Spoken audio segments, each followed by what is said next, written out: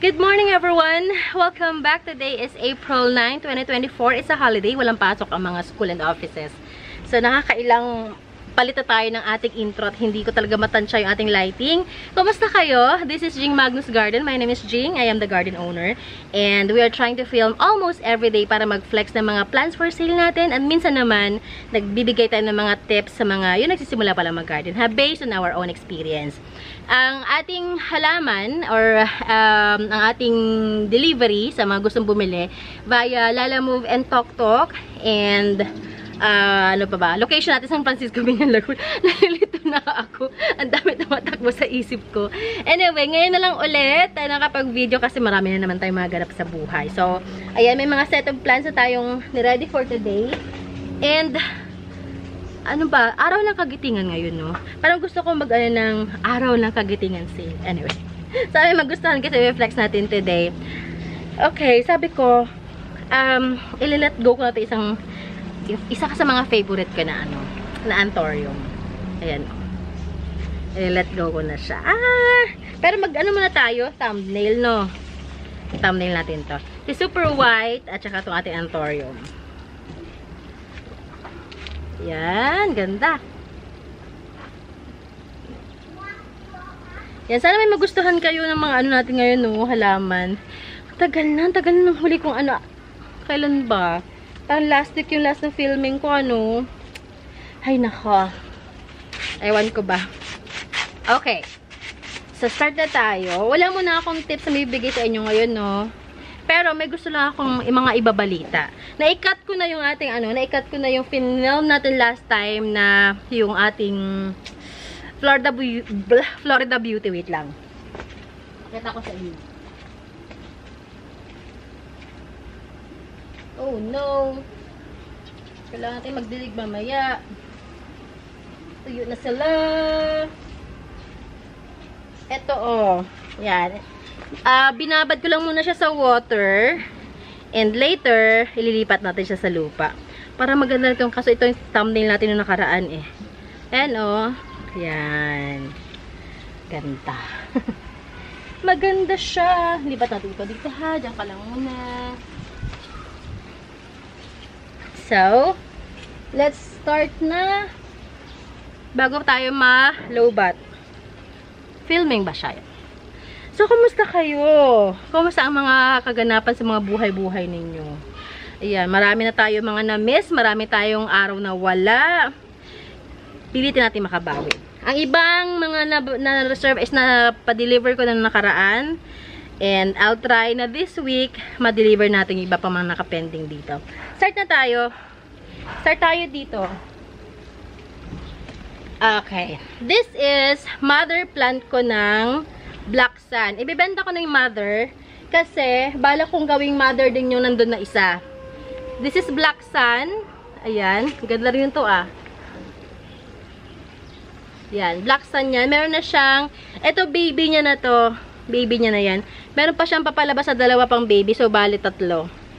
Yan. Meron kayong 3 baby. Ito, sige, benta ko na lang to sa inyo ng let go ko na lang to sa inyo ng 530 pesos. Ayun, na nakalimutan ko na naman again. Again and again.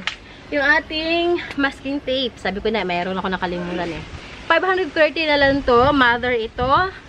Pwede nyo nang padamihin. Wala na masyadong Black Sun sa market. Nagtingin-tingin ako sa marketplace, tumitingin-tingin ako sa ibang mga garden, wala akong nakita. So, meron na lang akong isang mother na doon, itatop cut ko yun sa sunod na araw. And may isa akong top cut na hinihintay na gumanda. Nasaan ka na nga ba? Nandiyan lang yan sa tabi-tabi. And, eto. Itong ating ibibenta ng sale today dahil araw ng kagitingan ngayon. Ang ating giant, super giant falls. Normally, binibenta ko to ng 540 or 550. Sige, dahil araw ng kagitingan ngayon, benta ko na to sa inyo ng yan, 375 pesos. Yan. 375 na lang to. Ganito na. Sa mga may hilig mag-indoor na mga halaman, mag-keep ng indoor plants, this is perfect for you. Gusto ko nga ipasok sa bahay ito eh, kasi masyadong malaki yung dahon. Yan, 375 na lang. From 550, 375 na lang. Ganda. Hi. Ito pa, super white. May super white tayo na aglonema. Ganda, oh. Super white aglonema. This one I'm selling for only 385 pesos. Super white, 385. Potted in white. And ito. Ito. Ang presyo niya ay ito. Yan, 1,950. Yan, o, yan siya. Itong ating variegated and fall. Ang kanyang, ang ano nito, ang mother dito ay hybrid na hokeri eye. Yan siya. Tapos ganyan ang dahon niya. This one, sige, benta ko lang to sa inyo ng ano. Kahit 1.5 na lang siguro to. 1.5. Ayan, o. Hokeri eye ang mother nito. Okay. Kita baka masira ko pa dito. And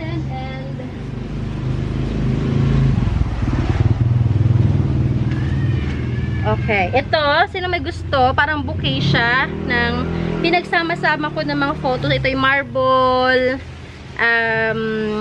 Ano yun? Marble. Tsaka itong neon. At yung isa pa, hindi isa. Ano nga ito? Kalimutan ko naman pangalan niya. Ito yung ganito. Yan. Magkakasama sila. This one, sige, benta ko lang ito yung 250. 250 na lang to. Anthurium. Anthurium natin. Sige, benta ko sa ito ng 250 na lang din. Anthurium, ayan. Tanggalin nyo na lang yung old leaf, tas pagandahin nyo na lang yung kanyang mga susunod na mga dahon. Ito naman, dati ko siyang binibenta ng 200. Sige, benta ko na to sa inyo ng 180. Yan na, 180 yan. And, meron na tayong golden calkins na ready na. Ang tagal pala gumanda ni golden calkins kapag pumangit siya, no? So, pansin nyo, wala ko masyadong na-flex na golden calkins kasi hinihintay ko silang gumanda. Ayun, ang ganda ng sa dahon niya, oh. Yan. Golden calkins, I'm selling this one for only 320. And 320 golden calkins. Pag meron kayo nagustuhan ng mga halaman sa Finlex natin today, isama nyo presyo ha. Kasi wala akong dalang masking tape. So, hindi ko malalagyan ng presyo yung mga pots. Hindi ko matatandaan. Okay, Lendany. Ang ganda ng dako ni Lendany. Sige, kahit ano na lang to, 200 pesos na lang. Lendany, 200 pesos. Ang ganda, big size siya. Pero hindi siya giant ha. Hindi ko maalala kung magkano yung first offer ko nito. Pero ngayon, for now, for today, 200 pesos siya. Ha. Ha ha ha. Okay. Golden violin or golden bipen. Ayan siya. Oh. Alam ko, Finlex ko ito na nakaraan. Nakalimutan ko ang presyo. Saka na lang. Balikan ko na yung video ko. Nakaraan. Ito, dahil malapit siya sa akin, madalas ko siya i-flex, 385. Ito, wala na pangalan mo, si Maxima. Maxima, hindi ko pa muna siya i-flex, mag-isa lang yun eh. Tingnan natin ang suhi muna. Si SP Pirata, ayan, SP Pirata Peru. This one is 295, kaya 250 na lang to. 250. May presyo na kasi siya. Okay. Aglonema natin. This is Black Summer. Ay, ganda. Black Summer ang ID niya.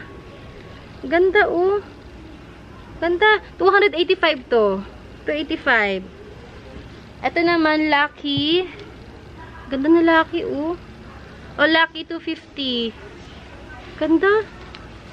Ito naman, Mother and Babies na Black Legacy. Mother and Babies Black Legacy. 285. Ayan, may presyo na para siya. Ano siya? May dalawang suhi na siya. Ayan, oh. Black Legacy. Ngayon, magandang mag-collect ng mga halaman kasi, pero, make sure na meron kayong net or meron kayong shaded area. Kasi, mahirap mag-propagate ng halaman kapag tag-ulan. At ang kadalasan na disgrasya is nagro-root rot. Ay, may tips pa lang nasabi. Akala ko lang akong tips ibibigay sa inyo. Kaya ngayong summer, maganda mag-propagate ng mga halaman. Pero kapag mag-markot ka naman, maganda naman siyang gawin kapag nag-uulan. Pero pag yung by cuttings or propagation by cuttings or mga seedlings, maganda ngayon. Kasi hindi laging basa ang lupa. Kumbaga, yung moisture niya hindi stagnant.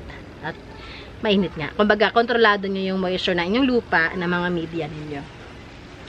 Next natin, mag-flex tayo ng ating tawag dito, mga bilite.